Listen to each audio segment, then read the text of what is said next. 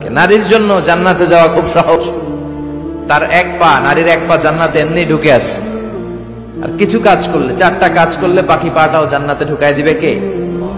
বিশ্বনবী বলেছেন 4টা কাজ যদি কোনো নারী ঠিকঠাক মতো এই দুনিয়ার বুকে করতে পারে, আল্লাহ তাআলা 8টা জান্নাতের দরজা ওই নারীর জন্য খুলে দিবে। 1 নম্বরে বিশ্বনবী বললেন, আল মারআতু ইযা সাল্লাত খামসাহা, কোন নারী যদি 5 ওয়াক্ত সালাত সময় মতো আদায় করে, ওয়া সামাত শাহরাহা, রমজানের রোজাগুলো ঠিকমতো রাখে, আতাআত বালাহা, স্বামীর আনুগত্য করে, ওয়া হাফিজাত ফুরুজাহা, নিজের লজ্জাস্থানের হেফাজত করে। 4টা, কয়টা?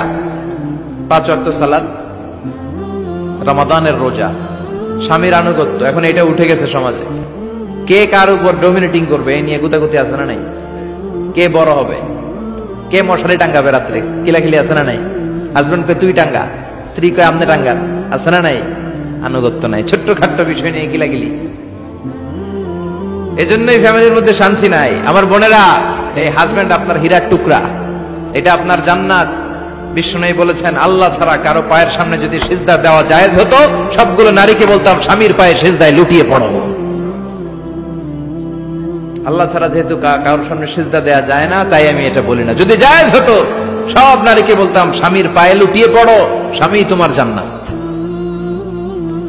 5 ওয়াক্ত সালাত পড়বেন, রমাদানের রোজা রাখবেন, স্বামীর আনুগত্য করবেন, নিজের লজ্জাস্থানের হেফাজত করবেন, নিজের সতীত্ব, নিজের সম্মানের হেফাজত করবেন। এই 4টা কাজ যদি কোনো নারী দুনিয়ার বুকে করতে পারে, তার জন্য 8টা জান্নাতের দরজা খুলে দিবে কে? আল্লাহ। এজন্য বোনেরা, আপনাদের জন্য ইসলাম পালন করা সহজ। আপনারা হচ্ছেন অনেক বড় একটা ইনস্টিটিউশন, কারণ আপনার ছেলে মেয়েদের প্রথম শিক্ষা প্রতিষ্ঠান আপনি নিজেই, তাই না?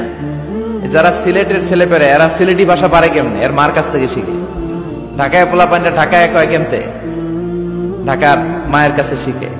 নোয়াখালীর ছেলেরা নোয়াখালী হয় কেমনে? ছোটবেলা থেকে মা বলে নোয়াখালী, পানিরে কয় হানি, পান রে কয় হান, তো ছোট বাচ্চা এটাই শিখে।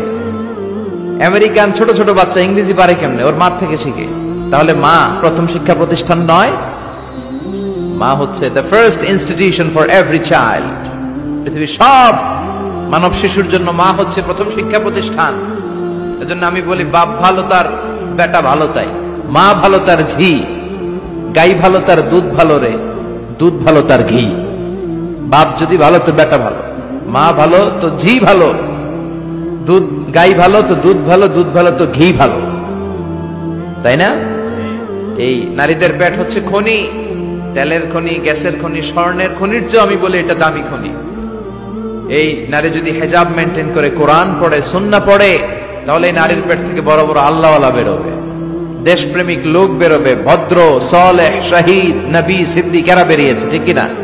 আর এই একই নারী যদি ইসলাম না মানে, স্বামীর আনুগত্য না করে, সালাত না পড়ে, কোরআন সুন্নাহ না মানে, তাহলে এই পেট থেকে বড় বড় ডাকাত, দুর্নীতিবাজ, দেশের সম্পদ যারা লুণ্ঠন করে, অন্যকে হত্যা করে, জুলুম নির্বিচারে করে, এরকম ডাকাত বেরোবে।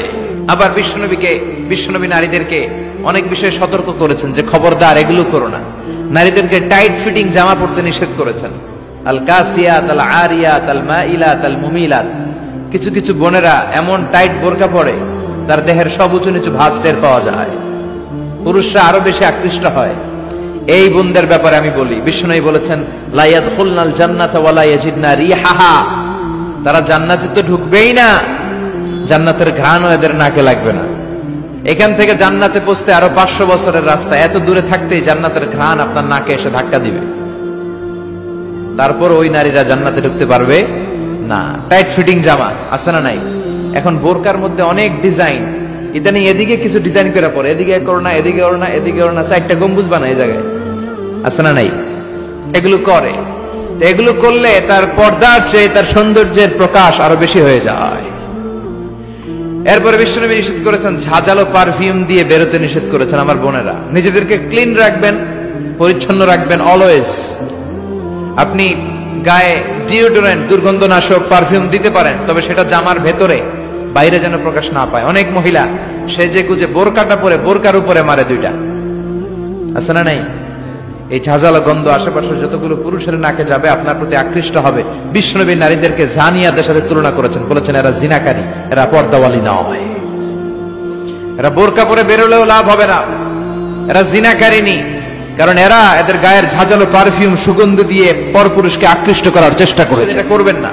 তাহলে টাইট ফিটিং বোরকা পরবেন না, ঢিলে ঢালা পরবেন, পাতলা জামা পরবেন না যে জামা দিয়ে আপনার শরীর দেখা যায়। নাম্বার 3, ঝাঁঝালো কোনো পারফিউম গায়ের মধ্যে মাখবেন না। নাম্বার 4, বিষ্ণু বলেছেন খবরদার আলগা চুল লাগাবে না কোনো নারীরা। অনেক নারীর চুল হয়তো ছোট, সে আলগা চুল লাগায়া সুন্দরী সাজে, বিশ্ব সুন্দরী ঐশ্বরিয়া রায় হইতে চায়। আছে না নাই? না, আল্লাহ যেটা দিয়েছে ওইটাতে আপনি সন্তুষ্ট থাকেন, আলগা চুল লাগাবেন না। এরপর বিষ্ণু ব্রু প্লাক করতে নিষেধ করছে। ব্রু প্লাক আছে না, পার্লারে গেলে কিভাবে যেন এদিক দিয়ে ব্রু প্লাক করে একেবারে চিকন করে দেয় এই দুইটা, না এটা নিষেধ। ব্রু প্লাক করতে বিশ্বনবী নিষেধ করেছেন। আমার বোনেরা আপনারা এটা করবেন না।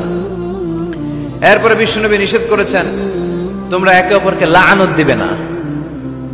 2 কারণে নারীরা জাহান্নামে যাবে বেশি। বিশ্বনবী মেরাজ থেকে এসে বললেন ইয়া মা'আশারান নিসা, ও নারীরা তাসাদদাকনা, তোমরা বেশি বেশি সদকা করো, দান খয়রাত করো। নারীরা বললেন কেন? আমাদের বললেন কেন? বিশ্বনবী বললেন উরিতুকুন্না আকসারা আহলিন নার, আমি জাহান্নামে দেখেছি পুরুষের চেয়ে নারীরাই বেশি জাহান্নামী হবে। কি কারণে? 2টা কারণ। তাকফুরনাল আশিরা, অধিকাংশ নারীরাই স্বামীর অস্বীকৃতি করে, স্বামী যা দেয় এতে সন্তুষ্ট থাকতে চায় না। আছে না নাই? স্বামীর কি চাকরি, কি ব্যবসা, তার উপার্জন কতটুকু, এটাও আপনার দেখার দরকার। আছে না নাই? এখানেই তো আপনার সবরের বিষয়। জান্নাত তেমনি এমনি আসবে না বোন, আপনাকে সবর করতে হবে। স্বামীর নাশুকরি করবেন না। পাশের বাড়ির ভাবিরা তো এত মোটা নেকলেস কিনা দিছে, তুমি দাও না কেন? এদের ঘরে তো দামি সোফা সেট, আমার ঘরে নাই কেন? এদের তো এটা করে, এদের তো এটা দিছে হাজবেন্ড, আমারে দাও না কেন? এই যে নাশুকরি, এটা তাকে জাহান্নামী বানাবে। 2 নাম্বার, তুকসিরনাল লা'না, তোমরা একে অপরের উপর লানত দাও। নারীরা রেগে গেলেই একজন আরেকজনের লানত দেয়। হেতের উপরে আল্লাহর ঠেড়া হইতো, হেতের উপরে আল্লাহর গজব হইতো, মানে তার উপর আল্লাহর গজব পড়ুক। এভাবে ঝগড়া লাগলে এক মহিলা আরেক মহিলাকে লানত দেয়। এগুলো করা যাবে না। স্বামীর নাশুকরি করা যাবে না, এরপর লানত দেয়া যাবে না। এই যে বিষ্ণুনবী যেগুলো নিষেধ করলেন, এগুলো থেকে যদি আমরা বেঁচে থাকি, আর যে 4টা কাজের কথা বললেন, এগুলো যদি আমরা করি, তাহলে জান্নাতে যাওয়ার পথকে আমাদের জন্য সহজ করে দিবে কে?